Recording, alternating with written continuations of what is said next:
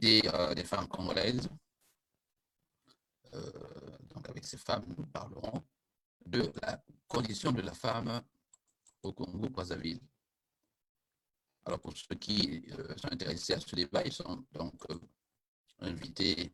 Voilà, nous sommes connectés déjà sur Facebook. Je vais donc rapidement passer à la présentation. Salut, il est exactement 12h35 à Chicago, la radio de la communauté. Nous constatons qu'il y a des amis déjà qui se connectent sur notre réseau Facebook, notamment sur notre page. Nous allons rapidement découvrir les invités voilà, sur cette antenne. Voilà, premier salut donc à vous. Vous avez donc sur cette image Madame Otemoyolo Mélanie. Elle est vice-présidente de l'Association des ressortissants de la République du Congo vivant à Austin. Madame Otemoyolo est également vice-présidente de l'association Olebe de la Lekumu. C'est une ancienne, donc elle est officier de l'armée de l'air, donc militaire, comme vous le constatez. Madame Otemoyolo est donc inscrite en thèse de doctorat pour donc en computer science, donc pour en informatique. Elle est également consultante à Dell Computer. Alors bonjour madame. Bonjour monsieur Lewis. Voilà, donc avec vous, nous parlerons aujourd'hui de la femme congolaise. Nous avons également invité à ce journal de la communauté madame Henriette Brigitte Nsoni. Elle est fondatrice de l'association Miss Congo USA. Elle est présidente de l'ONG Le Cœur sur la main. Madame Brigitte Nsoni est titulaire d'un BTS en informatique de gestion. Elle est également titulaire d'un bac agricole. À ce jour, nous venons d'apprendre qu'elle travaille sur… Elle est devenue styliste et a certainement participé à un concours de fashion show à New York, là-bas. C'est à New York, n'est-ce pas? Oui, en fait, pas vraiment participé, mais il y a un de mes modèles qui a défilé. Voilà, nous avons également sur ce plateau une autre dame, donc vous connaissez déjà mieux, c'est Alphonsine Mikwiza, mais nous parlons avec Alphonsine qui est donc professeure d'économie et de gestion en France. Alphonsine Mikwiza est la présidente de l'association ACRD Congo, membre cofondatrice de la nouvelle plateforme CRC. Voilà donc avec ces dames. Et nous parlerons donc de la situation des femmes dans le monde et particulièrement des femmes au Congo-Brazzaville. Bienvenue donc à vous sur la radio de la communauté. Peut-être un tour de table pour nous dire ce que nous pouvons épingler dans tout ce que j'ai cité. Vous avez là un bagage intellectuel, des formations professionnelles. Est-ce que rapidement, je vous donne 1 minute à chacune de vous pour nous dire ce qui peut être essentiel aux Congolais quant à la lutte pour l'égalité, puisque le thème aujourd'hui, nous le célébrons sous le signe de l'égalité, mais au Congo-Brazzaville, l'Institut français a pensé célébrer ce thème sous le verbe « oser ». Les femmes doivent oser. Alors, nous commençons par vous, Brigitte Nsoni, sur tout ce que je vois, cette armature intellectuelle et professionnelle. Comment allez-vous aider la femme congolaise? Dites-le en 60 secondes. Ok, merci déjà de m'avoir invité sur ce plateau que j'aime beaucoup, un plateau qui nous donne l'occasion de nous exprimer en tant que Congolais. Donc, j'aimerais juste ajouter ceci. En fait, la journée de la femme, le 8 mars, n'est pas une journée où on devait s'activer comme les gens le pensent. Donc, c'est surtout pour lutter pour notre émancipation, nous, les femmes congolaises. Donc, en ce qui concerne nous, les Congolaises ou les femmes en général, moi, je dirais plus, on lutterait sur l'égalité des salaires. Parce que les hommes gagnent en général 24 ou 25% de plus sur les salaires. Donc, on devait quand même regarder ça parce qu'on fait presque tous les boulots que les hommes font. Moi, par exemple, je suis chauffeur de Uber et Lyft. Donc, je fais un travail très dangereux ici sur New York avec le trafic et tout ce qui va avec. Et le coronavirus qui est là maintenant et tout, donc c'est beaucoup de risques que je prends. Bon, encore avec Uber et Lyft, nous, on n'a pas ce problème d'égalité sur les salaires, mais sinon, dans d'autres domaines, on a bien constaté que les femmes sont moins payées que les hommes, alors que on se bat comme les hommes, on fait le même boulot, les mêmes heures, tout ça. Donc, ça serait vraiment un point sur lequel plutôt j'aimerais qu'on souligne, en fait. Et autre chose aussi, surtout sur l'égalité dans le couple, parce que la femme, c'est elle qui fait tout dans le foyer. Elle prépare, elle nettoie, elle s'occupe des enfants. En général, surtout chez nous, les Congolais, le monsieur, bon, il ramène de l'argent, c'est vrai, mais la femme aussi ramène de l'argent. Donc, on devait aussi penser à partager les tâches culinaires, pourquoi pas, ou encore les tâches ménagères à la maison avec monsieur, pourquoi pas, parce qu'on fait le même travail et quand on rentre, la femme doit encore travailler plus que le monsieur. Elle travaille pour mettre la nourriture à table, elle va travailler encore dans la chambre pour mettre à l'aise son mari, c'est beaucoup quand même. Hein. Donc, Brigitte, tu crois que nous ne travaillons pas? Vous travaillez, c'est vrai, mais après, nous, on est plus dans la cuisine, à nettoyer, à préparer, à s'occuper des enfants, les mettre au lit, leur lire des histoires, tout ça. Je crois que les hommes aussi devaient s'y mettre un tout petit peu. Il y en a qui le font, mais pas tous. Et aussi, il y a un autre point que j'aimerais souligner pour finir, c'est aussi l'histoire de la violence conjugale. Il y a beaucoup de femmes qui se font assassiner par leur conjoint. Je sais que les hommes aussi, il y en a qui subissent de la violence conjugale, mais par contre, les hommes sont plus forts que les femmes. Donc, c'est eux qui assassinent plus leurs femmes.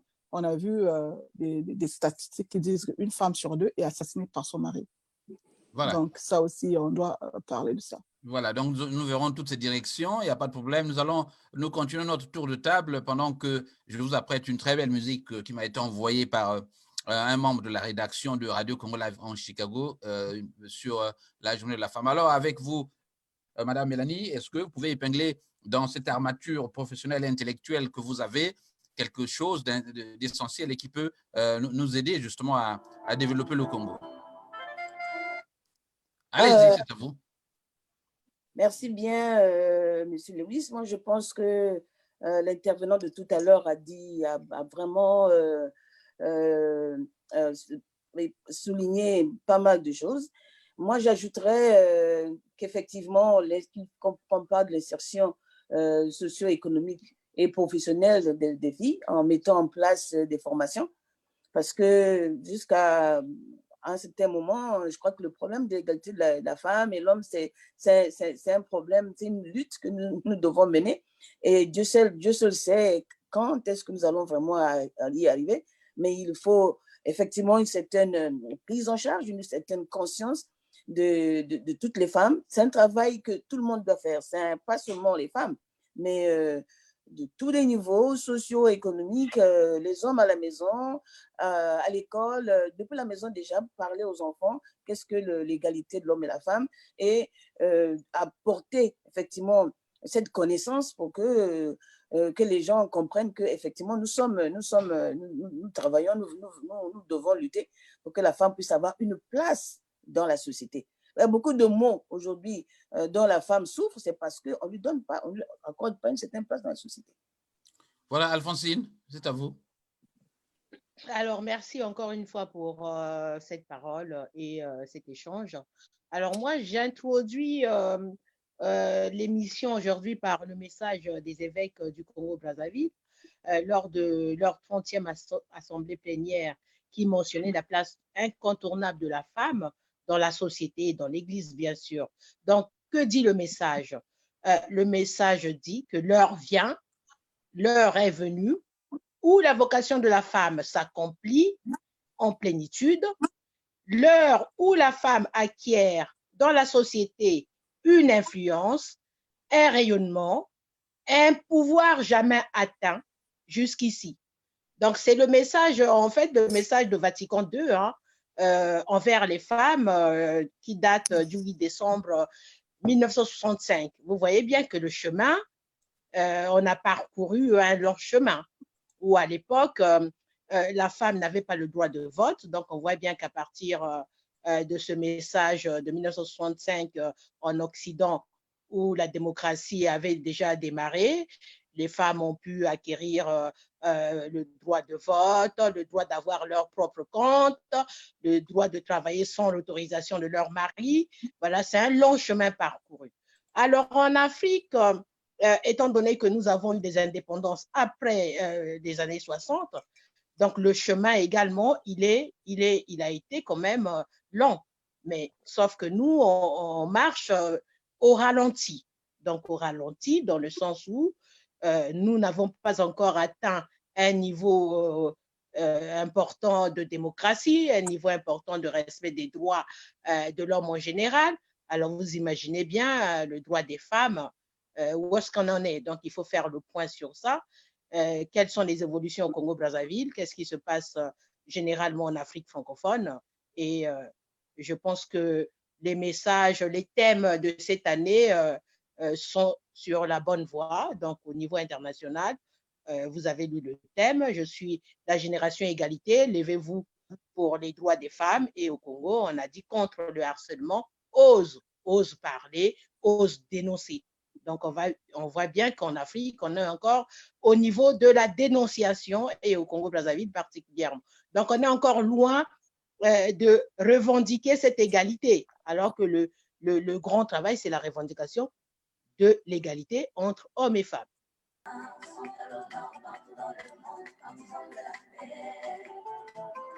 Voilà, nous allons retrouver cette très belle chanson. Alors, ça vous aimez ça, non?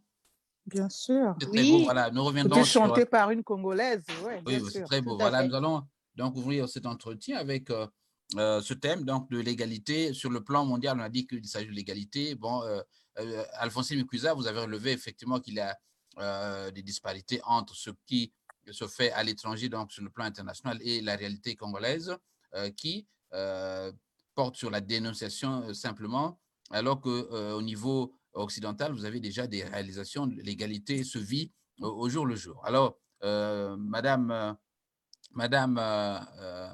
Mélanie, est-ce que ça va, Madame? Ça va? Oui, non, ça va. Oui. Voilà. Alors, est-ce que vous pouvez rapidement nous parler de l'expérience des femmes, cette expérience que vous vivez là-bas au Texas, dans les bureaux, dans les entreprises, comment cette égalité se manifeste concrètement sur le terrain? Nous allons, je vous rappelle, avant que vous ne répondiez, que j'ai également invité le pasteur Israël Noumazala, qui va nous parler de l'affaire des violences. Israël Noumazala, qui se propose, lui, de traduire en justice toutes les personnes donc, du gouvernement qui sont impliquées dans les histoires de viol, de harcèlement sexuel. Alors, madame, c'est à vous.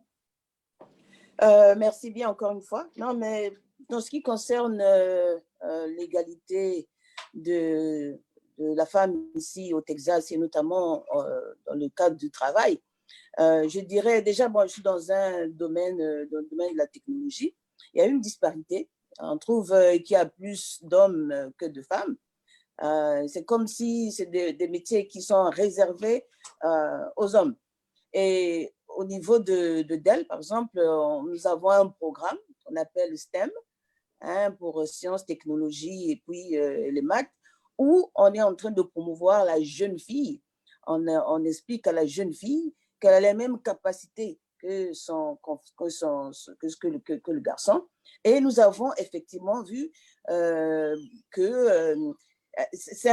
en fait, ce problème, ça concerne tout le monde. Au niveau de la compagnie, plus ou moins là où je travaille, moi, on a compris que la femme doit s'investir au même titre que les hommes pour pouvoir sortir, pour donner accès aux femmes à cette, entre parenthèses, ce métier, entre parenthèses, qui était normalement réservé aux hommes. Et ça, je pense que c'est ce que nous devons faire au niveau des États-Unis, tout au moins dans ma compagnie et ailleurs. Je crois que c'est ce que nous devons faire. Il faut donner accès aux femmes, leur donner accès, parce qu'ils ne savent pas, certainement ils savent, mais ils ont peur, ici tout au moins, mais en Afrique c'est autre chose. Mais ici c'est la peur. On se demande, non, c'est réservé pour les femmes, mais il faut que les femmes, surtout pour les hommes, il faut qu'on explique aux femmes, aux filles, depuis le bas âge, que tout le monde a les mêmes droits et qu'ils sont capables de pouvoir faire les mêmes choses que les hommes. Et je crois que c'est absorbé d'une certaine manière différemment par rapport à notre culture en Afrique et particulièrement au Congo. Voilà, nous allons donc, Alphonsine, vous êtes professeur de l'économie. Est-ce que dans votre lycée, en sens et disparités, vous êtes dans une société où la démocratie est consacrée comme telle? Alors, parlez-nous de l'expérience de votre lycée. Alors, nous ici, c'est exactement ce que vivent nos compatriotes qui sont aux États-Unis, hein. En France, c'est un pays totalement démocratique, hein. Donc, l'égalité, elle est déjà là.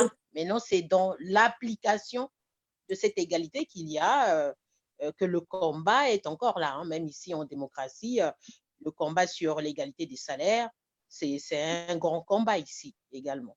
Donc, sur le traitement des femmes et l'accès aux femmes à certains emplois, surtout les emplois de cadres, de dirigeants d'entreprise, hein, c'est encore un long combat. Et aujourd'hui, avec certaines lois en politique, il y a la parité sur les listes électorales.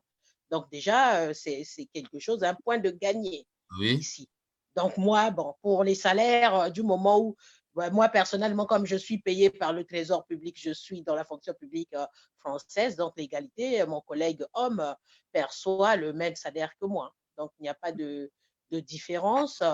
Et d'ailleurs, dans l'enseignement, on a constaté ici que les femmes ont plus de prise avec des élèves, arrivent mieux à encadrer leurs élèves que les hommes, hein. Donc, c'est un atout ici et on voit bien que dans l'enseignement, il y a beaucoup de femmes.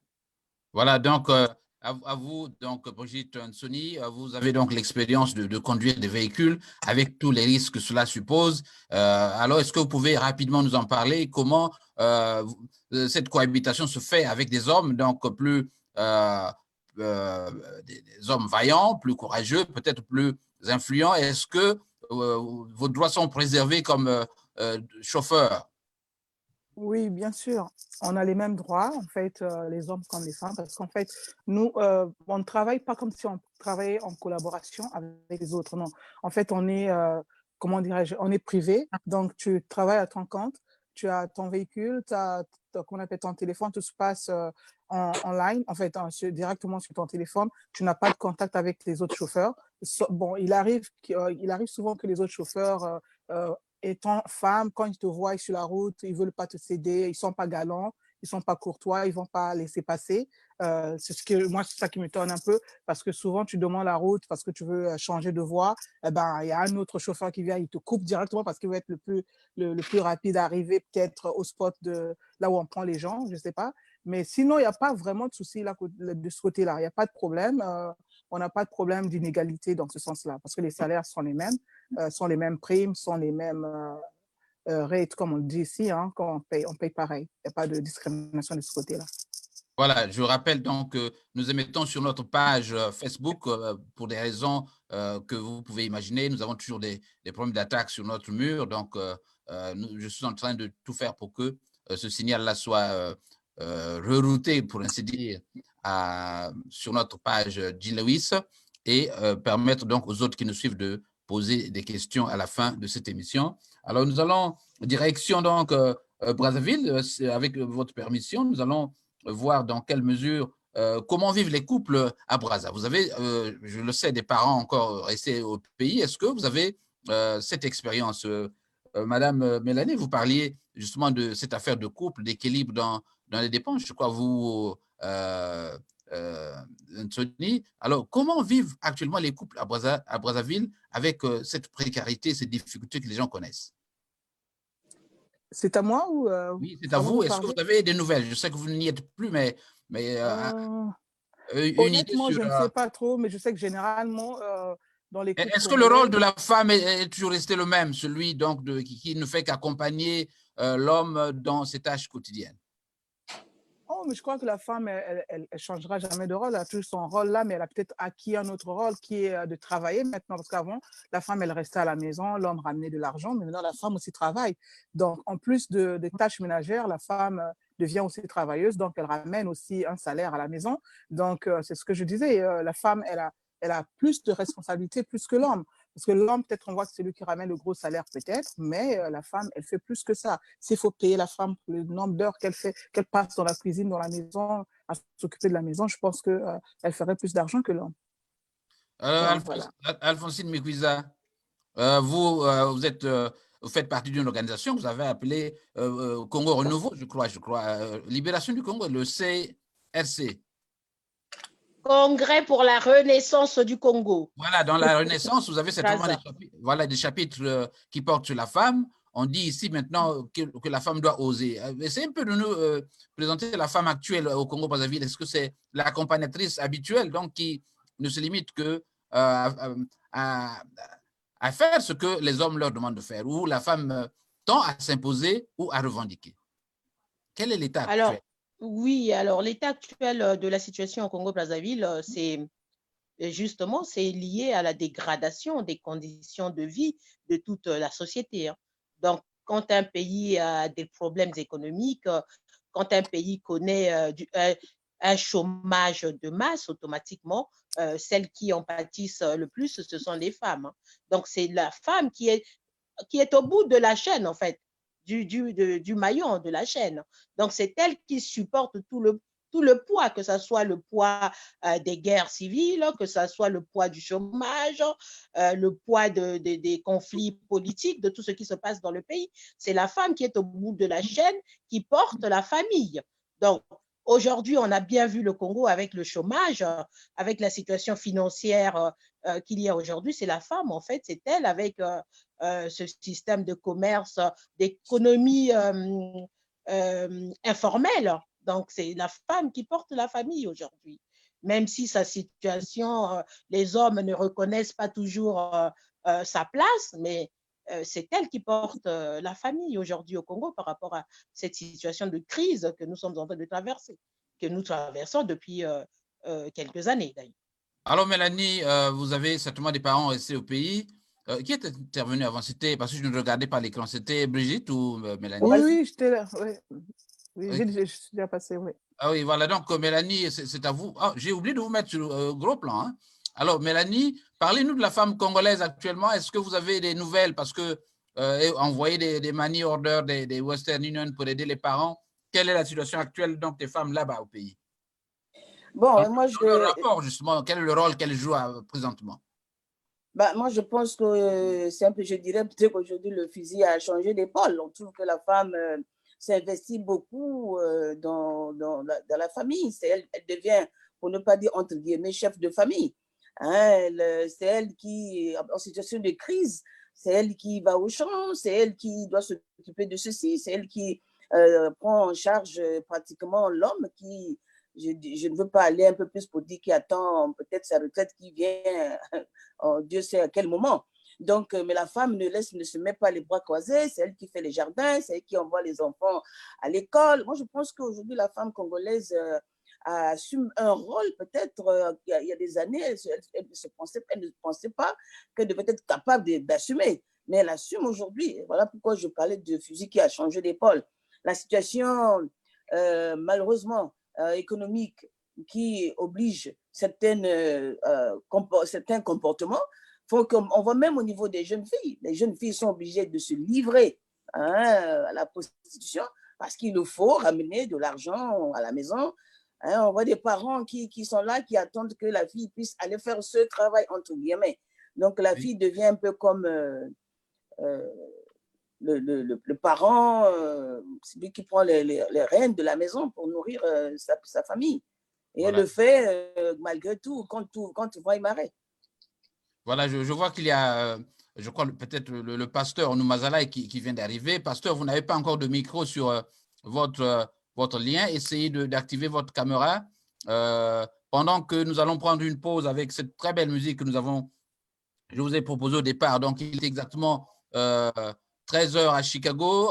L'émission donc se déroule en direct sur la radio de la communauté. Nous allons rapidement écouter cette dame encore, donc cette belle musique qui nous vient de Pont-Noir, et nous parlerons justement de ces violences à l'égard des femmes, thème qui me paraît essentiel, puisque là-bas, au niveau de l'Institut français, on croit que la femme doit désormais oser. Alors donc, on retrouve les auditeurs dans quelques instants. Nous allons, cette musique ne va pas tarder donc à jouer. Nous avons quelques problèmes ici, hein, Alphonsine. Alors, voilà, quelques problèmes au niveau de la technique. Certainement, ça va jouer déjà, là. Nous avons quelques difficultés ici. Voilà. Voilà. Est-ce que vous pouvez entendre ce son? Moi, je vous entends. Bon, je crois que vous ne... Mais la musique n'est pas encore Vous- là, en fait. Voilà, elle est là déjà. Voilà. Mais bon.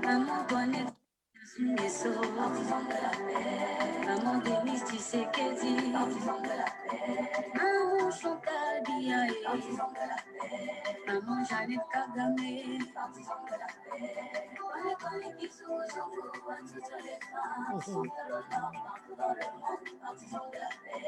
Maman Dominique Ouattara, oh Maman Constance Obiangé, Maman Marianne Faïsala, Maman Ida David Mo.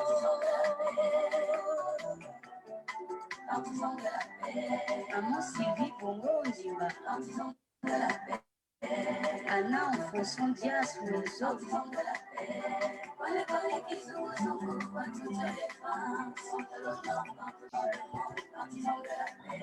Maman Claudine Tanoye, Lala Salmaye,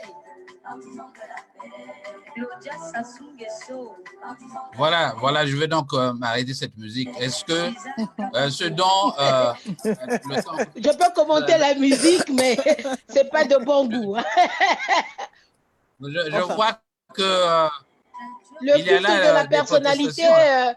oui, le culte de la personnalité, Voilà, c'est pas notre tasse de thé, nous les femmes engagées. J'ai la mienne ici. Vous voyez que j'ai pas eu l'agilité donc de couper. Alors, on présente ces dames comme des partisans de la paix. Vous avez vu, on a cité beaucoup de dames de responsables et tout, de l'Afrique de l'Est. Est-ce qu'elles le sont vraiment aussi? C'est la question que je vous pose. Essayez de répondre. Et puis, nous parlons donc de l'affaire de la violence à l'égard des femmes au Congo-Brazzaville. Tour de table. Brigitte? Oui. Vous avez entendu des noms, justement, dans cette musique de personnalités, des dames de personnalités dont les pays sont cités dans les malversations, dans les violences de tout genre. Pensez-vous que ce soit... Voilà, allez-y. Bon, je sais que la plupart des noms qu'on a cités sont les femmes de chefs d'État. Je n'ai jamais suivi un discours de paix d'une de ces dames-là. Peut-être que je suis décalée, je ne sais pas. Donc, je ne vois pas en quoi elles prennent la paix, à quel moment elles l'ont fait. Je suis désolée, hein, je suis peut-être décalée, mais je n'ai aucune connaissance du mouvement de paix que toutes ces dames ont fait. Donc, je ne peux pas commenter parce que je ne connais pas. Du moins, vous les avez reconnus hein, sur ces images. Oh, j'ai reconnu pas mal de monde là-dedans. Donc, mais à ma connaissance, je n'ai jamais vu un mouvement de paix de la part de ces dames-là. Allez-y, toutes ces dames-là. Voilà. Alphonsine. Alors, oui, tout à fait, je reprends ce que ma sœur vient de dire. Ça m'a fait marrer parce que je me dis, mais les fossoyeurs de la paix, c'est leurs époux. Et c'est pourquoi j'ai contesté, j'ai boudé la chanson. Parce que ces femmes, elles devaient jouer leur rôle à côté de leurs hommes. Parce qu'on dit toujours que derrière un grand homme, il y a une grande femme. Mais voilà, une grande dame. On l'a vu avec Michelle Obama. Mais je suis étonnée que toutes ces dames-là, ce sont des femmes de dictateurs, c'est-à-dire des femmes, des filles de dictateurs, des gens qui ne connaissent pas dès le départ les droits de l'homme. Alors, imaginez les droits de la femme. Je n'ai jamais vu leurs actions pour la paix. Et voilà, comme a dit ma sœur. Je n'ai jamais vu. Donc, c'est juste une chanson pour le culte de la personnalité. Et ça n'a aucun intérêt pour nous qui luttons pour la démocratie, pour l'installation d'une alternance démocratique au Congo-Brazzaville. Voilà ce que je voulais dire. Mélanie? Pour ne pas réitérer les mêmes choses, moi je prendrais l'exemple de Madame Obama. Tout le monde a vu le rôle qu'elle a joué. Et moi, je pense que jusque-là, en Afrique, on n'a pas vu ces femmes se lever. Et pendant que le monde attend, pendant que le monde pleure, les mamans pleurent, on n'a pas vu une seule action de ces femmes se lever derrière les hommes pour dire non, c'est non, voilà la ligne qu'il faut suivre. Moi, je me rappelle le président Obama, dans certains de ses discours, il n'arrêtait de donner des exemples, certaines choses auxquelles il expliquait, si je suis arrivé à faire ceci, c'est parce que Michel m'a dit cela. Je crois que donc ça montre à suffisance que ces femmes ne jouent pas leur rôle. Voilà, nous sommes... J'aimerais ajouter quelque chose oui, là-dessus. Allez-y. Parce que là, par exemple, on parle des enfants qui meurent dans les océans, je sais pas, dans la mer parce qu'ils veulent aller en Europe. Je crois que c'est le moment pour ces femmes-là de se lever, d'interdire ce genre de choses. Si les enfants vont se noyer dans la mer parce qu'il n'y a pas de conditions, il n'y a pas vraiment de conditions. Ce sont des mamans, ce sont des mères d'enfants, toutes ces femmes qu'on a citées. Donc, qu'est-ce qu'elles font pour arrêter ça? Qu'est-ce qu'elles vont faire? Parce que nos enfants partent à la mer parce qu'ils veulent aller chercher un meilleur avenir ailleurs. Donc, ces femmes devaient intervenir dans ce sens-là. C'est le moment d'intervenir, d'interdire déjà à la Libye déjà d'accéder à ce genre, de laisser les gens passer. Parce que les Libyens déjà tuent nos enfants à partir de là. Donc, je pense que c'est le moment pour ces femmes-là d'intervenir. Voilà. Merci. Alors, Oui, je ne allez-y. sais pas si je peux ajouter quelque chose. Oui, D'ailleurs, allez-y rapidement. vous avez vu le thème de cette année 2020 pour le Congo-Brazzaville, c'est oser. Pourquoi? Contre le harcèlement, la violence, oser. Donc, on n'ose déjà pas. Alors, on n'a jamais vu ces femmes-là mener des campagnes pour inciter les femmes à oser dénoncer ce qu'elles subissent. Hein. Donc, on en parlera si vous me permettez de continuer. Là, ça peut nous servir de passerelle, Alphonsine. Justement, nous avons vu qu'au Congo, vous avez des femmes militaires, des femmes au gouvernement, des femmes au Parlement. Alors, ces femmes, que font-elles? Nous avons même constaté qu'il y a une qui était en train d'exposer, non pas ses bijoux, ses parfums, une femme dont je ne veux pas citer le nom. Est-ce que c'est cela l'exemple que ces femmes devraient donner? Est-ce que vous voyez que ces organisations féminines au Congo sont encore de nature à stimuler les comportements progressistes au niveau de la femme congolaise? Est-ce que vous le sentez? Madame Mélanie, Texas. Ben, je pense... Si vous faites un rapport avec ce que vous avez vécu quand vous étiez au pays, l'expérience que vous avez vue des mouvements, même de l'URFC, est-ce que vous pouvez essayer de juger de la situation actuelle? Donc, faire une appréciation. Bon, ben, moi, je pense que, comme je dis tantôt, je crois qu'au Congo, si nous parlons au Congo, vraiment, la femme n'est pas... La femme n'a pas encore, peut-être que je veux dire, les femmes des patrons, des chefs, ne jouent pas le rôle qu'il faut pour défendre effectivement les vrais problèmes auxquels elles devaient vraiment s'y mettre. Et quand on présente les bijoux, vous voyez déjà, c'est tellement, c'est dégradant. C'est vulgaire, c'est dégradant. On n'est pas... Moi, je vais juste donner un petit exemple. Comme j'ai dit, en temps, j'étais dans l'armée. Et quand je suis rentrée de formation en France, j'avais rencontré j'avais une fille à l'époque, portait une petite jupe vraiment toute courte. J'ai demandé pourquoi vous portez cette jupe et elle me dit non, parce que j'avais compris, en fait, c'est le moral, c'est la façon le comportement qu'on demandait, qu'on faisait croire aux femmes, qu'il faut que tu puisses être comme ceci pour plaire à tel chef, donc chosifier la femme qui devenait pratiquement plus un objet. Et donc, il n'y a pas de valeur, c'est-à-dire qu'on n'accorde aucune importance à la femme et qui, à ce moment-là, accepte cette condition et fait montrer donc à la jeunesse, les jeunes filles qui sont là, qui pensent que c'est la vie, effectivement, ils sont en train de consolider ces comportements qui sont vraiment des comportements très vulgaires, des comportements qui ne sont pas à honorer la femme. Ça n'honore pas la femme. Nous devons plutôt combattre pour défendre les droits de la femme, pour que la femme s'impose, pour que la femme sorte ses qualités professionnelles, tant qu'elle veut, qu'on nous respecte, tant qu'on fait, parce que c'est au bien de qui? C'est pour l'homme. Donc, la manipulation des hommes politiques, la manipulation de toutes ces classes, et la femme, bon, mais ce sont un peu dans la femme derrière le chef, pense que c'est ce qu'il faut faire. Il n'y a pas d'éducation, il n'y a pas de... C'est une dépravation des mœurs. Voilà. On en parle. Oui. Alphonsine, ça peut se constater désormais dans les ministères où des ministres, donc des autorités, des directeurs centraux et tout, chosifient ces filles donc, pour des promotions quelconques. Et donc, elles sont considérées comme des objets pratiquement. On a des cas dont je ne voulais pas citer les noms ici. des ministres qui recrutent même des filles du Congo démocratique, les amènent dans des hôtels, elles sont en quelque sorte parquées là-bas, et puis bon, pour faire la jouissance. Alors, Alphonsine, est-ce que dans votre organisation, est-ce que vous avez essayé de regarder la question? Comment vous observez ces comportements dangereux? Je sens que Brigitte, vous avez quelques difficultés là-bas. Mon téléphone est déchargé, donc j'essaie de le recharger. Oui, allez-y donc. Je vais donner la parole à Alphonsine. Donc, Alphonsine, essayez un peu de nous dire comment vous ressentez cette dépravation, ces comportements que personne ne peut tolérer et qui vient des responsables eux-mêmes, des ministres, des directeurs centraux et autres.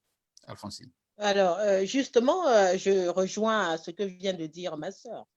Je donne un exemple. Hier, il y a 2 jours, je reçois un coup de fil d'une sœur au pays qui m'appelle. Oui, mais on est le 8 mars, après-demain, il me manque de l'argent pour acheter le pagne.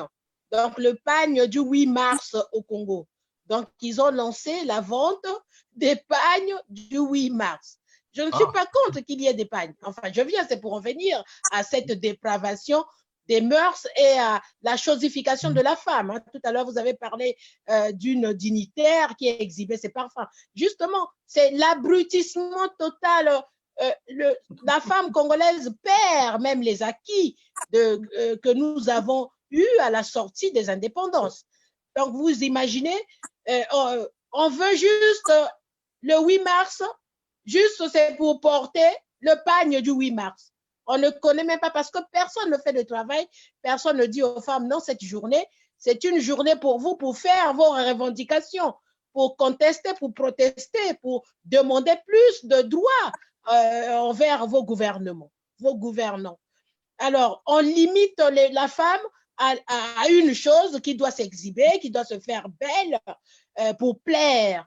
Donc, c'est ça, c'est ce qu'a dit ma sœur tout à l'heure, la dépravation des mœurs. C'est-à-dire, au Congo, on est encore loin. Le premier combat, c'est-à-dire le premier combat que les occidentales, je vais dire, les femmes occidentales ont déjà réussi. Nous n'avons pas encore réussi ce premier combat. C'est-à-dire, le premier combat, c'est celui de réussir à faire appliquer les conventions internationales, la Charte africaine des droits de l'homme, les constitutions, les différentes constitutions congolaises qui prônent l'égalité de l'homme et de la femme. Nous ne sommes pas encore là.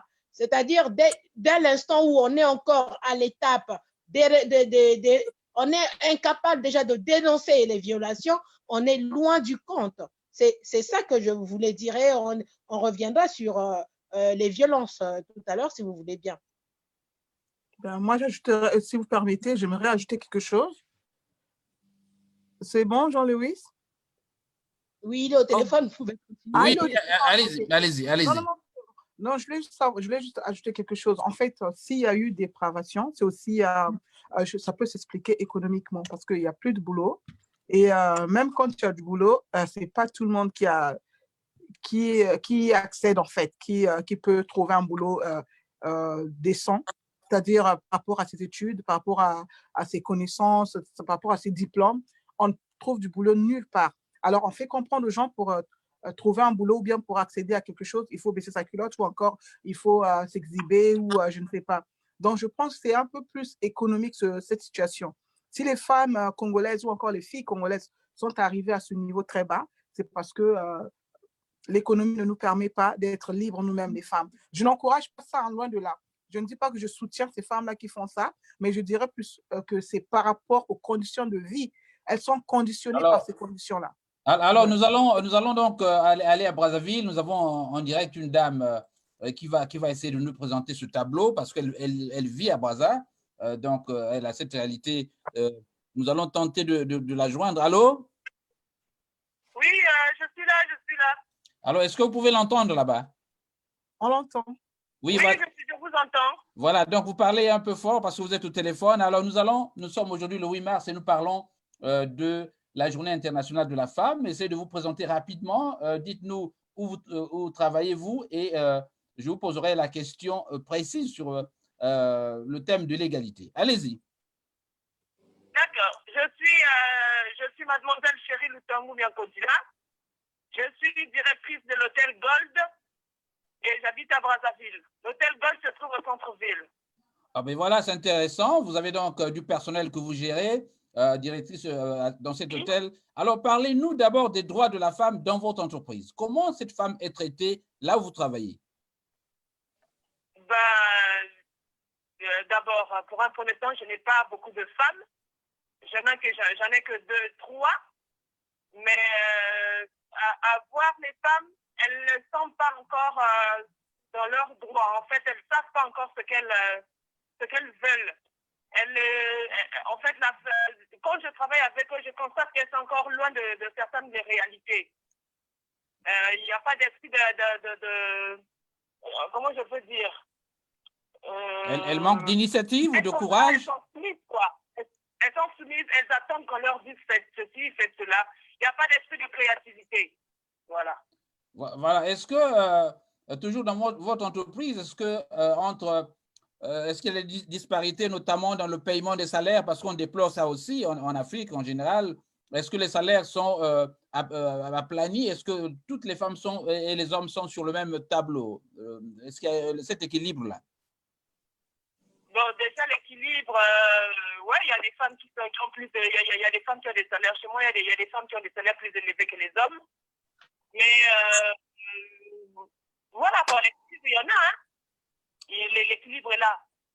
Voilà. Est-ce que maintenant, sortons de votre hôtel et parlons maintenant de la femme dans la rue? Est-ce que les femmes que nous avions connues, est-ce que vous les voyez? Parce qu'on a déploré beaucoup de cas des femmes qui sont chosifiées, jetées là dans des hôtels pour faire la gloire ou la jouissance de certains ministres, certains responsables.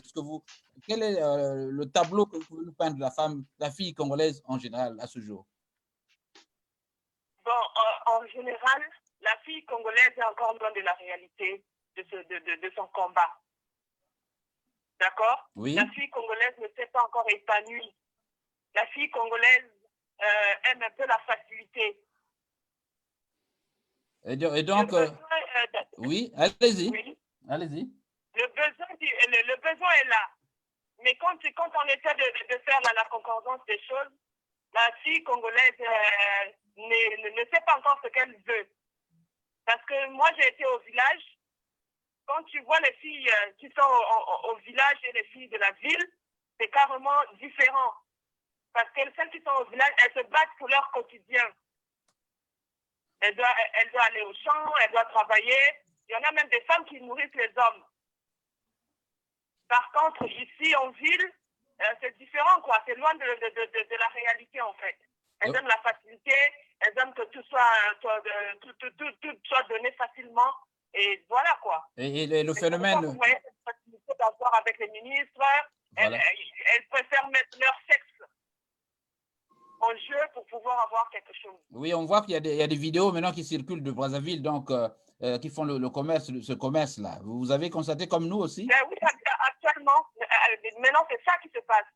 Alors que nous avons, il y a certaines filles qui ont beaucoup de potentiel en eux, mais qui ne savent pas ce qu'elles doivent faire avec. Alors, est-ce que sur le plateau, une dame a une question rapidement à poser à Madame le Tangou? Oui, il n'y a pas de problème. Allez-y, une question à elle? C'est à nous que vous Oui. voulez qu'on s'adresse à elle? Oui, oui. Alors, moi, par rapport à ce qu'elle vient de dire sur les jeunes filles au Congo-Brazzaville, les femmes qui se prostituent, et de ce décalage entre le village et la ville, c'est tout simplement que quand on est en ville, on n'a pas la terre à côté pour aller faire le champ. Hein. Je pense qu'il y a ça aussi. Il n'y a pas rien n'est mis en place pour encadrer ces filles de la ville. Elles n'ont pas de terre pour aller faire des champs dans Brazzaville. Ça aussi, il faut le dire. Donc, si elles n'ont pas un autre moyen de subsistance, quelque chose qui leur permet de s'épanouir, de se prendre en charge, je pense qu'elles vont utiliser ce qu'elles ont. C'est ça la réalité de la ville, contrairement à celle du village où on a la terre, on a un lopin de terre et qu'on peut aller cultiver quelques maniocs. Donc, la situation, c'est celle-là également. Voilà, de l'encadrement et de la prise en charge, de la mise en place des mesures de suivi de cohésion sociale. Oui, répondez, oui. Allez-y. Allez-y. Je vous entends de très On loin n'entend maintenant. pas. Allô? Là, ça va, vous m'entendez? Oui, oui, c'est parfait. Oui, En fait, je vais vous prendre un exemple. Nous sommes dans une période de turbulence. oui, Vous voyez que toutes les filles, quand vous arrivez à Point-Noir, la majorité des filles commencent à fondre de l'eau glacée. Parce que pourquoi Oui. elles le font? Parce qu'elles sont obligées de le faire parce qu'elles ne sont plus au lait au miel. Mais pourtant, ce Oui. genre d'activité devait être fait depuis longtemps. Pourquoi seulement attendre que le mari perd son boulot, que le mari... Allô? Vous m'entendez? Oui, oui. Oui, oui, oui, là, on vous entend. Là, c'est bon? Oui, c'est bon. Allez-y. Oui. Voilà. Aujourd'hui, il y a plein de choses. Aujourd'hui, les filles sont obligées de faire certains commerces parce qu'ils savent qu'il n'y a plus le lait, il y a plus le lait ne coule pas, ne coule plus dans d'autres foyers et il n'y a plus rien à faire. Et les femmes sont obligées de faire. Mais il y en a de ceux qui le font par contrainte. Alors, qu'est-ce qu'on moi, peut proposer, Alphonsine? Pensiez-vous donc, Oui. quand je vous ai suivi, que c'est le gouvernement ne crée pas les conditions générales, donc permettre aux gens de trouver du travail ou de se développer, d'aller à l'école et tout cela que vous voulez Oui, insister? mais alors, le problème, il est complexe. Hein. Le problème, il est complexe tellement qu'il y a l'abondant des missions de service public. Je reviens sur... Alphonsine, elle n'a pas fini encore là. Allez rapidement là. Oui. Allez-y. J'attends. Moi, je dis que je prends souvent l'exemple de ma mère. C'est-à-dire, ma mère, c'est une femme à la limite de son salaire. Quand elle rentre chez elle, elle a toujours des petits boulots qu'elle crée. Et ça, nous avons compris avec. Ah, il y a toujours des problèmes de son qui s'affaiblit toujours là. Yeah. Alors, Allô, là, ça va? oui, oui, parce que ça, oui, vous allez conclure rapidement. Je voudrais vous poser une question sur comment juguler cette crise de valeur, parce qu'il y a là une crise de valeur là-bas au Congo-Brazzaville. Vous n'êtes pas au gouvernement, vous êtes une dame ordinaire. Et que suggérez-vous à ceux qui dirigent? Que devraient-ils faire pour occuper les gens et les soustraire de ces activités-là? Mais il faut qu'ils créent des astuces, il faut qu'ils créent des boulots, des petits boulots à tout le monde, pour permettre à moi, à quelqu'un de ne pas manquer ses petits enfants dans sa poche. Et les soutenir, soutenir ceux qui ont des projets, des vrais projets, et de faire un suivi sur ces projets. Voilà. Est-ce qu'il y a des centres, par exemple, d'éducation où on peut enseigner la morale à ces gens pour leur montrer effectivement au-delà des conditions matérielles qui ne sont pas bonnes? Est-ce que les organisations féminines existent pour enseigner cela aux gens, pour éviter cette dépravation? Vous avez déjà vu des gens dans la rue faire ça, par exemple, des banderoles, attention sida, attention à ceci ou cela? Mais c'est des choses qui n'existent plus. Hein. Moi, je ne les vois plus actuellement. Si ce n'est pas la politique qui bat son plein au Congo, mais moi, je ne vois plus cette association. Voilà. Merci donc, madame, d'avoir été gentille. Et donc, on vous retrouve certainement le week-end prochain. Et bonne journée, bonne nuit à vous. Bonne journée à vous, merci. OK, bye. Oui, Alphonsine, on revient sur le plateau. plateau. Je voulais tout de même faire quelques remarques par rapport à cette réalité que notre sœur qui est au pays vient de nous dépeindre. Hein, voilà. Alors, elle a parlé des filles de la ville et de la campagne, mais la réalité, quand vous regardez la fille de la ville, il n'y a pas que des femmes mariées, hein, il y a aussi des jeunes filles qui n'ont pas d'époux. Qu'est-ce qu'on en fait de ces jeunes filles et celles qui vont à l'école, celles qui sont des étudiantes, qui n'ont rien, qui n'ont pas de bourse?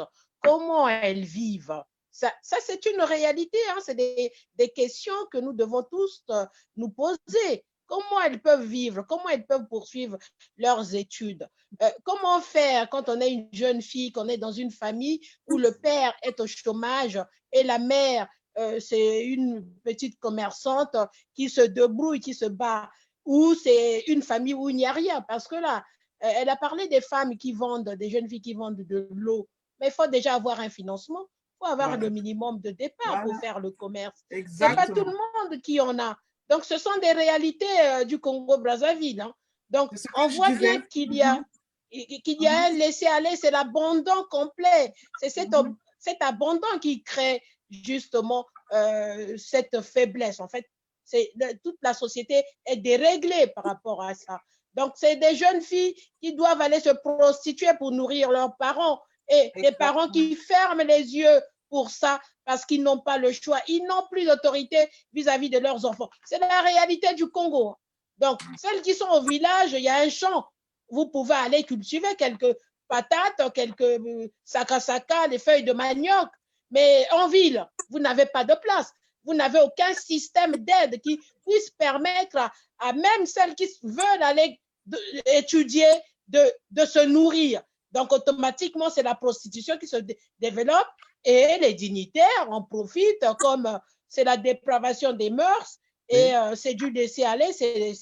Voilà. Et on y reviendra sur les violences parce que les violences viennent de cela également, alors, de cette fragilité. Alphonsine, le temps presse, il nous reste une dizaine de minutes. Nous allons rapidement nous rendre en France, voir si, parce que le pasteur Numazala a des problèmes avec son téléphone. Est-ce qu'on peut l'écouter? On va essayer de l'appeler rapidement.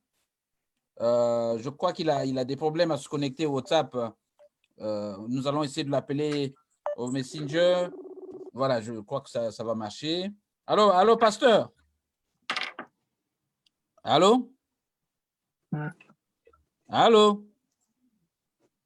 Allô? Allô, pasteur? Ah, ça ne va pas, ça ne va pas. Je vais tenter encore une fois. Alors, quelqu'un a-t-il quelque chose à dire? Ben, je voulais juste rajouter sur la même chose, hein, que si ces femmes, je reviens sur le même sujet, si ces jeunes filles se prostituent aujourd'hui, on l'a dit, on l'a compris, c'est par rapport à l'économie. Parce qu'il n'y a pas d'emploi. Et même celles qui font du commerce, ce n'est pas tout le monde qui a le pouvoir d'achat de commencer un business. Parce qu'on peut aussi avoir des projets, on peut vouloir aussi vendre quelque chose, mais si on n'a pas les moyens pour commencer, est-ce qu'il y a des micro-financements qui existent pour aider ces femmes-là? Non. Il y a des filles qui vont à l'école, qui sont très intelligentes, mais qui échouent parce que si le professeur est amoureux de la fille et que la fille ne veut pas céder à ce que le professeur lui demande, le professeur la fait échouer quand même, donc elle est obligée parfois d'accepter ce que la proposition du professeur. Donc, c'est un peu tout ça, quoi. Donc, ce n'est pas qu'elles veulent se prostituer, mais ce sont les conditions qui font qu'elles se prostituent. Voilà. Voilà, nous avons des difficultés à joindre pasteur Numazala. Est-ce que, Mélanie, vous voulez aussi insister sur les conditions même matérielles d'existence et notamment le laxisme de l'État? Parce qu'ici, en fait, on parle d'un laxisme de l'État qui ne donne pas la possibilité à ces filles de s'épanouir. C'est cela. Oui, tout à fait. Moi, je pense que c'est un problème qui est très profond. Et moi, je pense que si l'État reste sur cette position, c'est parce que ça profite effectivement à ces personnes. Hein, il n'y a pas l'accès, on ne donne pas accès à ces filles. Et pourquoi? Pour quel intérêt? Eh bien, pour qu'elles puissent se prostituer. Et c'est ce que nous condamnons. Nous devons pas accepter des choses comme ça. Il n'y a pas d'ouverture, il n'y a pas d'accès, on ne peut rien faire. On ne peut même pas ouvrir, au moins ouvrir une possibilité à ces femmes d'avoir au moins un investissement, de leur donner l'accès à la formation. Moi, je pense que s'il y avait ces conditions, on n'aurait pas ces problèmes de prostitution qui devient à une échelle, je dirais, catastrophique. Et même pour la santé de ces personnes. C'est-à-dire qu'on ne pense même pas à la santé de ces filles qui sont donc victimes des maladies sexuellement transmissibles. Donc, moi, je crois que c'est un problème très, très, très profond, grave même, parce qu'il va falloir que les gens, que nous les femmes, qu'on puisse trouver des moyens et avec que le gouvernement puisse comprendre ces failles, et puis laisser et que les gens puissent qu'on puisse travailler pour que les femmes puissent prendre leur situation. Mais on ne va pas continuer à vivre comme ça. On est tenté d'accepter que les femmes puissent mourir à petit feu. Voilà, nous allons donc saluer les auditeurs parce que vous savez qu'il y a des gens qui suivent l'émission. Pendant que je tente de joindre le pasteur Numazala. Et pasteur, donc si vous suivez l'émission, vous devez vous assurer que votre micro marche. Je vais essayer de vous appeler directement au Messenger parce que nous allons…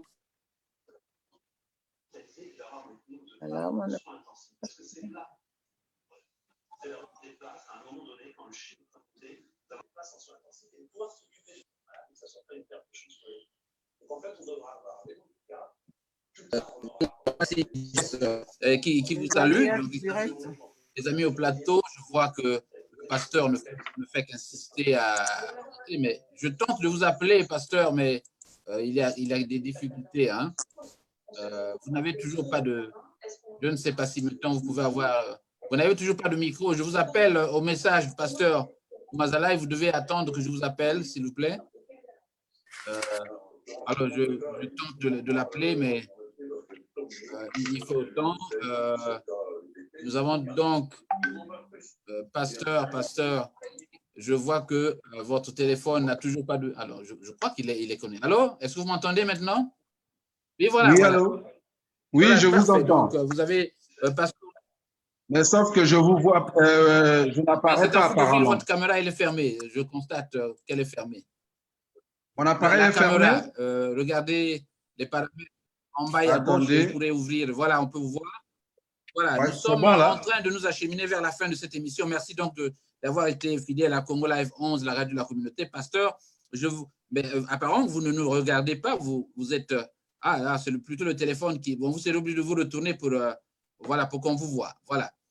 Pasteur, vous avez, il y a quelques jours, fait un post ou un coup de gueule dans lequel vous parliez où vous critiquiez certains responsables actuels impliqués dans des histoires de harcèlement sexuel contre des filles qui maintenant vivent au Congo-Brazzaville, et vous avez donc demandé à ces filles-là de vous envoyer des noms, et vous prenez l'option d'aller au tribunal pour traduire ces gens donc du pouvoir au tribunal. Est-ce que vous pouvez rapidement nous en parler et qu'avez-vous commencé déjà à faire depuis ce jour-là?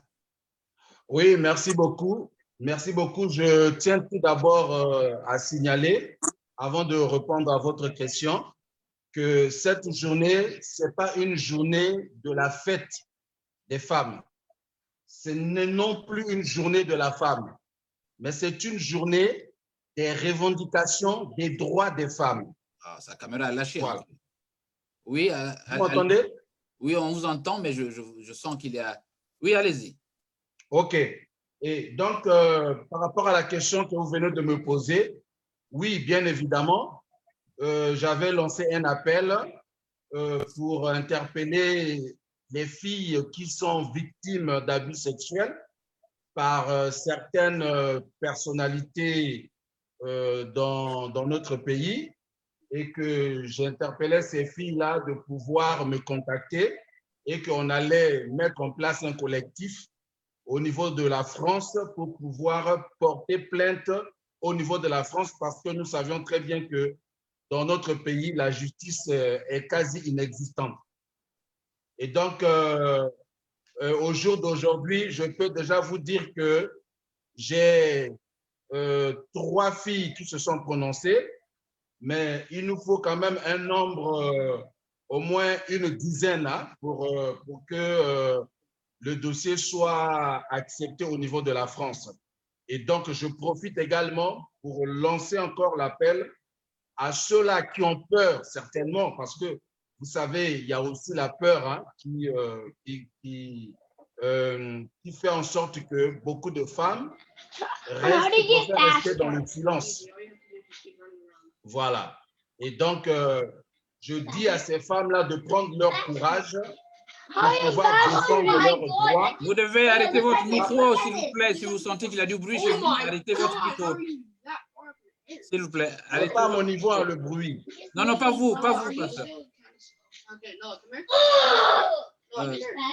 Parce que si moi je l'arrête à mon niveau, vous ne pourrez plus revenir à... Voilà, ouais. Voilà, c'est bon, c'est bon. Allez-y, pasteur. OK. Et donc, je demande à toutes ces femmes-là de sortir de leur silence et de braver la peur et de pouvoir dénoncer toute personne qui est, comment dirais-je, qui est l'auteur de certains abus sexuels. Donc, voilà ce que je peux vous répondre pour un premier temps. Alors, pasteur, vous restez avec nous. Réaction donc sur le plateau avec Alphonsine, une réaction quant à ce scandale donc qu'il vient de nous révéler. Alors, tout à fait, c'est louable ce que fait le pasteur Noumazalaï, hein.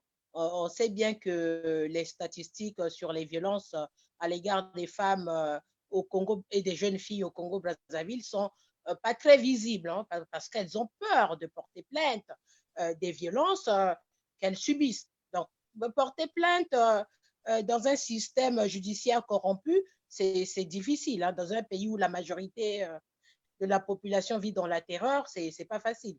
Donc, c'est pourquoi d'ailleurs le thème de oser que l'Institut français du Congo a retenu. C'est justement, c'est dans cette voie, oser dénoncer ce que vous subissez pour que les choses changent. Parce que si on est encore à l'étape on est incapable de dénoncer, vous pensez qu'on aura l'égalité?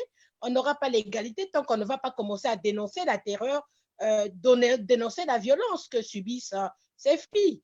Et les freins pour dénoncer justement, c'est le poids des coutumes également.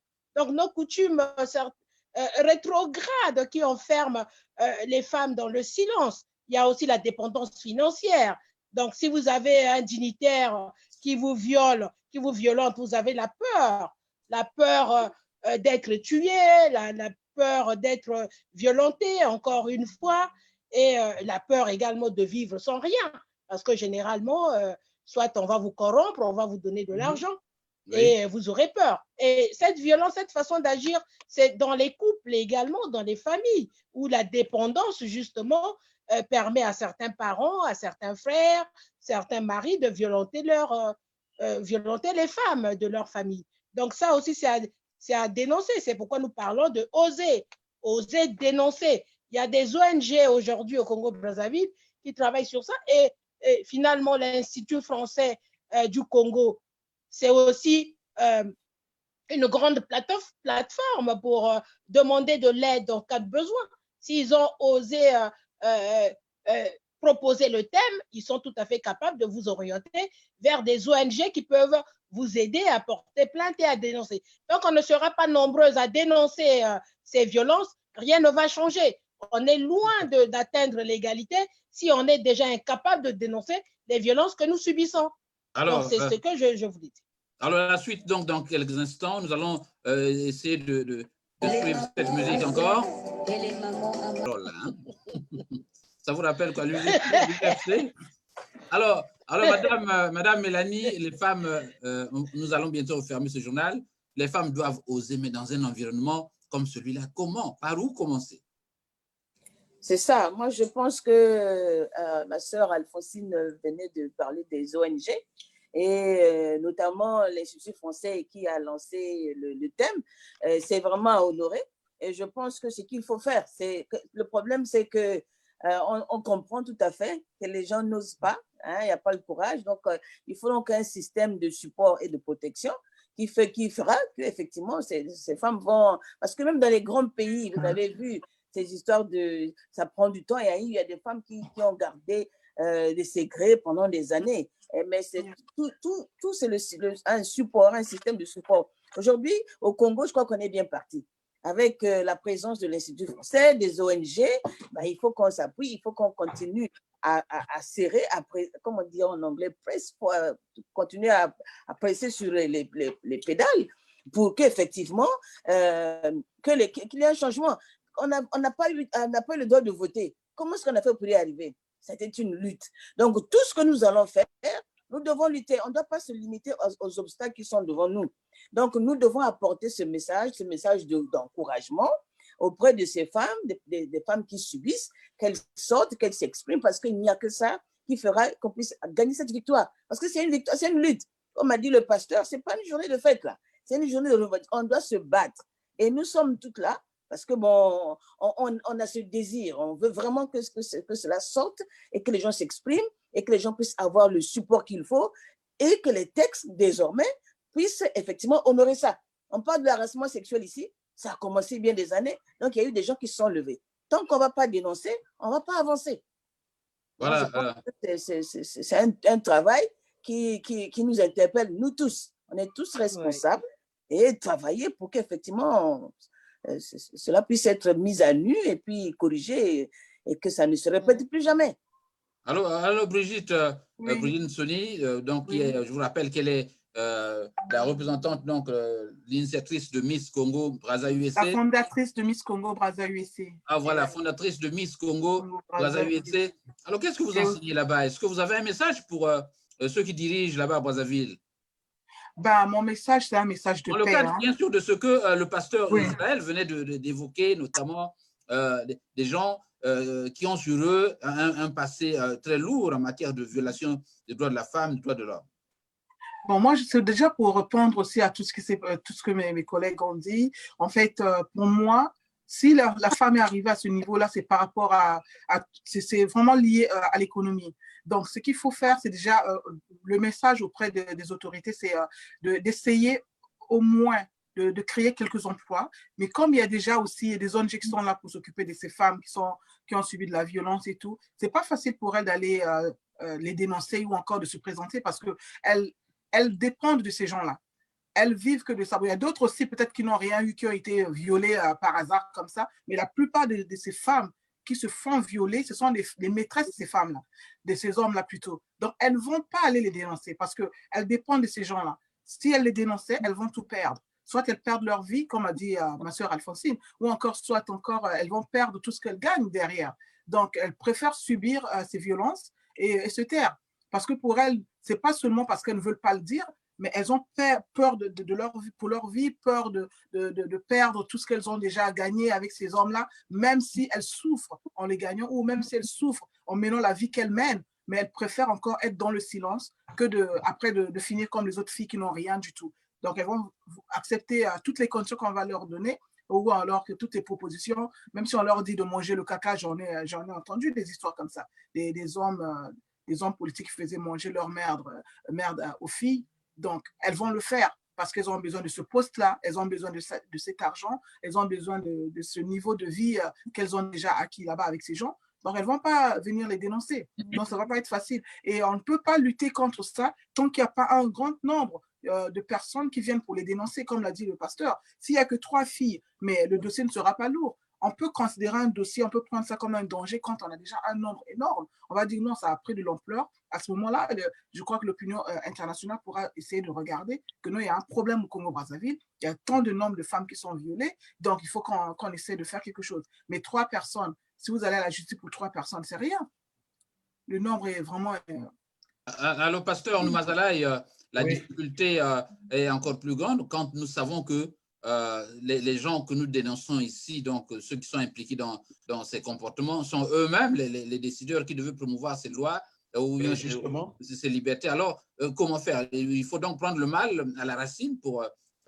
Bon, tout d'abord, j'aimerais dire ici, à la face du monde, au Congo, le vrai sens de cette journée de revendication des droits des femmes a été détourné pour abrutir les femmes. Parce que tout simplement, les personnes qui sont concernées dans ces affaires de viol, dans ces affaires d'abus sexuels, ce sont les mêmes autorités qui dirigent notre pays. Et je peux vous dire avec certitude qu'au jour d'aujourd'hui, au niveau de Brazzaville, il y a certaines plaintes qui ont été déposées contre certaines personnalités. Mais la justice n'a pas osé les interpeller. Pourquoi? Parce que tout simplement, c'est une justice qui est aux ordres. C'est une justice politique. Et donc, il sera difficile pour ces femmes-là, il leur sera difficile d'obtenir réparation, d'obtenir la justice. Vous voyez?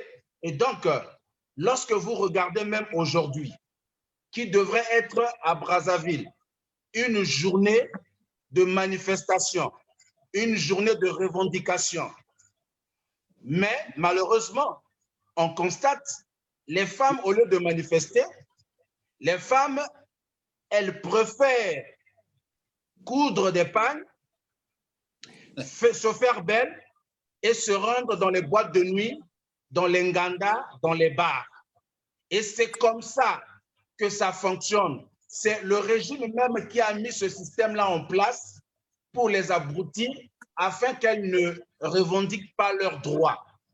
Donc aujourd'hui à Brazzaville, si vous partez par exemple dans les boîtes de nuit, c'est plein. Dans les ngandas, c'est plein. Donc c'est devenu une journée pour abrutir les femmes. Moi, je pense que si les autorités eux-mêmes, ils n'étaient pas concernés dans ces affaires de viol, ils auraient dû sensibiliser.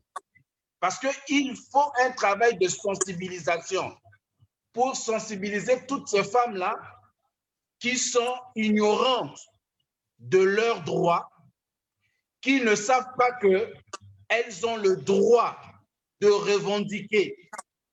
Elles ont le droit de revendiquer le même salaire que l'homme. Elles ont le droit de revendiquer ce que moi j'appelle l'égalité salariale.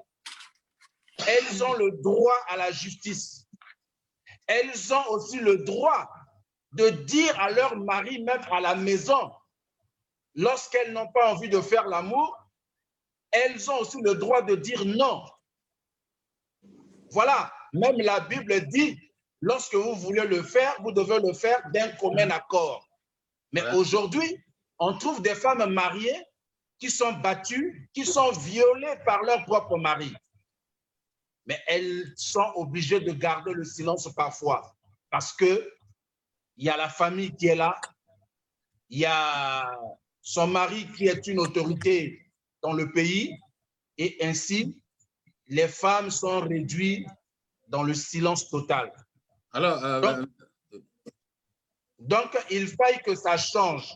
C'est pourquoi moi, je me suis constitué comme étant un avocat des femmes.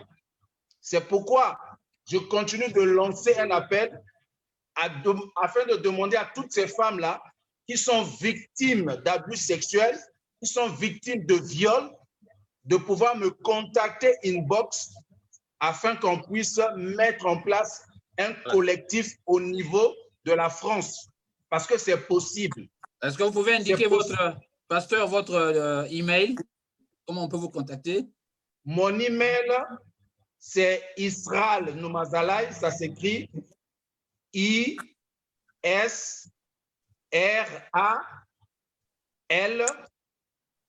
Noumazalai avec Y à la fin, @gmail.com. Mon numéro de téléphone, oui, c'est le 0033. Attendez, comme ça, je veux m'embrouiller. Je vous donne le numéro normal. Après, vous pourrez enlever le 0 pour mettre le 33. Donc, c'est le 07 53 74 24 95. Voilà.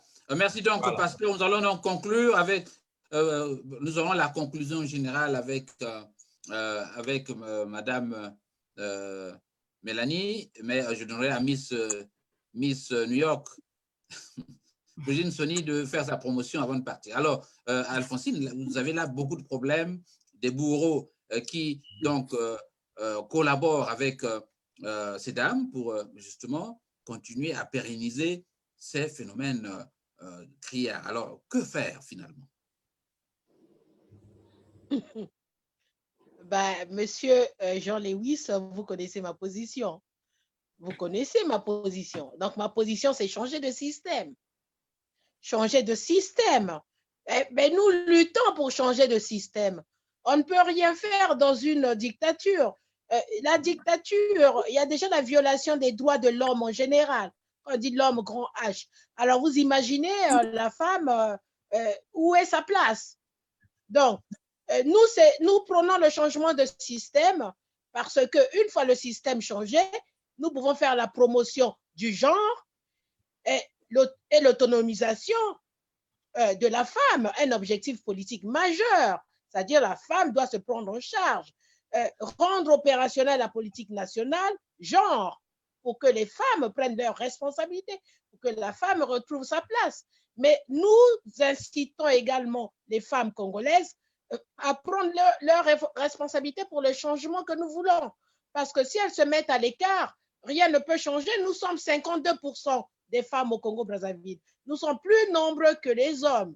Vous voyez? Donc, si la femme se lève au Congo-Brazzaville, les choses changent. Mais le système est tel que il met en place des conditions d'abrutissement, comme viennent de dire mes sœurs, c'est-à-dire monsieur le pasteur Noumazalaï. Au lieu de faire la promotion, de débattre de leur situation ce 8 mars, elles préfèrent aller boire, se saouler, se prostituer dans les Nganda. Vous voyez un peu à quel point il y a la dépravation des mœurs, des anti-valeurs, la promotion des anti-valeurs. Donc, c'est tout le système c'est tout le pays qui est en danger. Parce qu'on dit, quand tu éduques une fille, tu éduques toute une nation. Non, tu éduques une femme. Mais voilà, pardon? Non, quand on éduque une femme, on éduque toute une nation, je crois.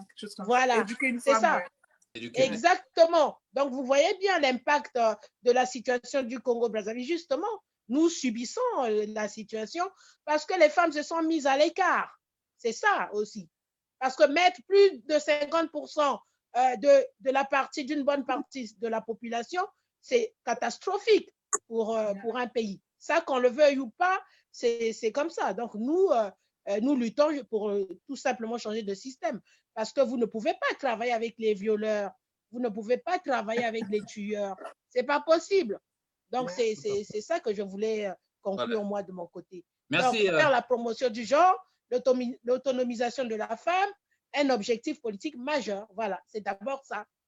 Merci, Alphonsine. Nous allons passer rapidement à Brigitte Nsoni. Quelles sont les activités que vous avez en perspective? Donc, parlez-nous de quelques infos. Je vous donne 1 minute de publicité. Hein. Vous n'allez rien payer pour ça. Allez-y. OK, merci beaucoup. Mais en fait, ma publicité, c'est je recherche toujours des filles congolaises, de père ou de mère congolais ou des 2 parents congolais de Brazzaville, parce que notre objectif, c'est faire la promotion du Congo-Brazza. En fait, c'est un truc social et culturel. Donc, on fait la promotion de la beauté de la femme congolaise et aussi de la culture congolaise. Bon, pour les candidates, j'aimerais juste passer un message rapidement parce que les gens n'ont pas compris le contexte. Les gens pensent que je travaille avec le gouvernement et que le gouvernement me donne de l'argent pour ça. Non, c'est mon argent de poche que je prends pour mettre et je dépense beaucoup d'argent. Donc, si les filles viennent et que les parents pensent que ces filles-là vont s'enrichir parce qu'elles participent à Miss Congo, ce n'est pas le but. Le but de Miss Congo, c'est une plateforme congolaise. C'est là où tous les artistes congolais de Brazzaville, bon, il y a d'autres aussi qui viennent, hein, des autres pays qui viennent aussi participer. C'est une plateforme que j'ai mise en place pour que les artistes congolais s'expriment sur cette plateforme. Pas que les artistes, il y a aussi les commerçants. Il y a des gens qui peuvent venir faire leur promotion sur la plateforme de Miss Congo, le jour de Miss Congo. Genre acheter leur table, exposer leurs produits, parler de leur entreprise, de leur expérience aussi de vie, pourquoi pas. Donc, c'est pas pour venir gagner de l'argent qu'on fait Miss Congo. Non, nous, notre souci, c'est d'abord promouvoir le Congo-Brazzaville. Parce qu'aujourd'hui, quand on parle du Congo, ben, on est confondu avec l'autre Congo. Donc, l'autre Congo nous fait écran. Donc, c'est pour ça que je fais Miss Congo-Brazza, pour qu'on ait un espace à nous aussi pour enfin s'exprimer. Donc, ça sera le week-end d'après le 15 août, le premier samedi d'après le 15 août. Je crois que ça tombe le 20 août. Ça sera la 5e édition de Miss Congo-Brazza. Donc, je recherche toujours les filles, comme je l'ai dit tantôt, des filles nées de parents congolais, soit la mère ou le père ou les 2 parents congolais de Brazzaville. Et on n'a pas besoin des mannequins ou des filles très fines, non. On est des Congolaises, on a des formes, mais on a besoin aussi de quelqu'un qui a quand même de l'amour pour son pays. Déjà plus d'1 minute déjà, Brigitte. Et un bagage intellectuel. Merci. Oui, mais je peux compléter quelque chose par rapport à ce qu'elle vient de dire. Oui. Si je suis dans les parages au mois d'août, on échangera nos téléphones. Oui, mais je voulais ajouter également, j'ai oublié de parler de la plateforme. Justement, il faut intégrer la plateforme CRC pour le Congrès pour la renaissance du Congo. D'accord? Donc, il y a le site www.crcbraza.org pour toutes les informations nécessaires. Il faut intégrer la plateforme. Nous avons des projets justement de promotion du genre, de l'autonomisation de la femme, de plein de choses que nous voulons faire pour le Congo-Brazzaville. Voilà, on va s'échanger de coordonnées, oui. Voilà. Nous passons, pour terminer donc, avec, à moins que le pasteur, parce que Mélanie fera la conclusion générale, le pasteur, à moins que vous ayez un tout petit détail à ajouter rapidement. Oui, bien sûr. 60 secondes, allez-y. Je voudrais tout simplement dire ceci. Effectivement, nous ne pourrions pas changer les choses à partir du moment où c'est le même régime qui est en place, parce que c'est ce même régime-là qui est concerné dans toutes ces affaires de viol et toutes ces affaires d'abus sexuels. Donc, il faille que nous nous luttions, que nous nous battions pour changer le régime, pour qu'il y ait vraiment l'alternance, une alternance véritable dans notre pays. Voilà, maintenant, je voudrais lancer un appel à toutes les femmes. Je voudrais dire ceci aux femmes, qu'elles ne peuvent pas écrire toute une histoire avec leur belle poitrine ou avec leur postérieur. Je voudrais leur dire qu'elles peuvent changer l'histoire, que ce soit l'histoire de leur famille, que ce soit l'histoire de notre nation. Elles peuvent, si elles ont la volonté, si elles prennent conscience, si elles se lèvent, si elles prennent conscience qu'elles ont les mêmes capacités que les hommes.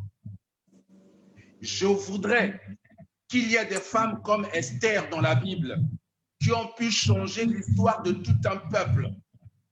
Je voudrais que les femmes de bon sens puissent se lever, parce que je crois, là où les hommes ont échoué, les femmes peuvent réussir. Là où les femmes et là où les hommes ont été incapables, les femmes sont capables. Parce que n'oubliez pas que la femme est le berceau de l'humanité. C'est la femme qui est au centre même de l'intérêt de l'homme. Donc la femme doit prendre conscience. Et la Bible dit, la femme sage bâtit sa maison, mais l'insensé la renverse. Donc nous avons besoin des femmes sages qui peuvent se lever et capables de changer même l'histoire de notre beau Congo. Voilà. Donc voilà ce que je voulais ajouter. Voilà. Donc, merci à toutes les femmes qui étaient là présentes. Et vraiment, je les félicite et je les encourage vraiment à se lever encore et à réclamer de plus belle encore plus de droits. Voilà, nous merci, allons, pasteur. Voilà, nous allons donner la parole à Madame Otemoyolo Mélanie, donc, qui est la présidente de l'association des ressortissants de la République du Congo à Austin. Donc, Austin, c'est au Texas, ici aux US. Alors, comment vous allez donc faire deux choses? Vous donnez votre conclusion générale sur le thème du jour et vous nous dites comment ces femmes-là sont capables de changer la donne au Congo, et vous nous donnez quelques informations sur votre mouvement, votre association. Merci beaucoup, Monsieur Louis, encore une fois. Je pense que, comme on a su le dire, c'est un débat, je ne pense pas que c'est la fin aujourd'hui, parce qu'il y a beaucoup à dire. Je pense que le temps est très court, mais qu'à cela ne tienne, pour les femmes, c'est déjà, moi je pense qu'il faut qu'il y ait un changement de mentalité. Il faut qu'il y ait une prise de conscience, parce que la femme a été longtemps marginalisée. Et la femme, sur le plan culturel, c'est comme si elle s'est bien sentie dans cette peau. Il faut qu'on sorte de cette peau, parce que tout est possible. Hein? Il y a, comme disent les Anglais, the sky is the limit. C'est-à-dire qu'il n'y a pas de limite. Il faut que nous puissions, que les femmes au Congo ou les femmes à l'extérieur, et je parle même beaucoup les femmes à l'extérieur que nous sommes, nous les Congolaises, c'est notre devoir. On doit effectivement être des mentors pour ces femmes-là, pour leur faire comprendre qu'il y a une ce n'est pas la fin. Si nous sommes arrivés, ça veut dire que vous pouvez aussi y arriver. On a passé peut-être pas des mêmes situations, peut-être plus difficiles que ça. Mais on y est arrivé, c'est que vous pouvez arriver. Mon message, c'est que la femme doit prendre conscience et se dire, savoir aussi dire non. C'est vrai qu'il y a des situations économiques, c'est vrai qu'il y a certaines choses, mais la femme aussi doit se lever et dire non. Ça, c'est un constat depuis longtemps que ça existe. La culture faisant défaut, la femme a accepté cette place de second plan. On trouve que la femme accepte délibérément d'être la maîtresse d'un homme qui est marié peut-être avec 3 à 4 hommes. Donc, il faut que la femme apprenne à dire non aussi. Ça, c'est aussi important. C'est vrai que si y a peut-être moi, je ne refuse pas des situations comme on vient de le décrire, mais la femme, j'insiste que la femme doit se lever, prendre conscience, dire non et savoir décrier. Quand ça ne marche pas, dénoncer. Parce qu'on ne peut pas rester comme ça et puis se faire victime. Il faut bien qu'on se lève aussi. Elles doivent se lever. Voilà. Et donc, la deuxième partie, rapidement. Pardon? Oui, mais non, nous, par contre, bon, comme vous avez su le dire pour l'association, nous sommes une plateforme apolitique ici au Texas.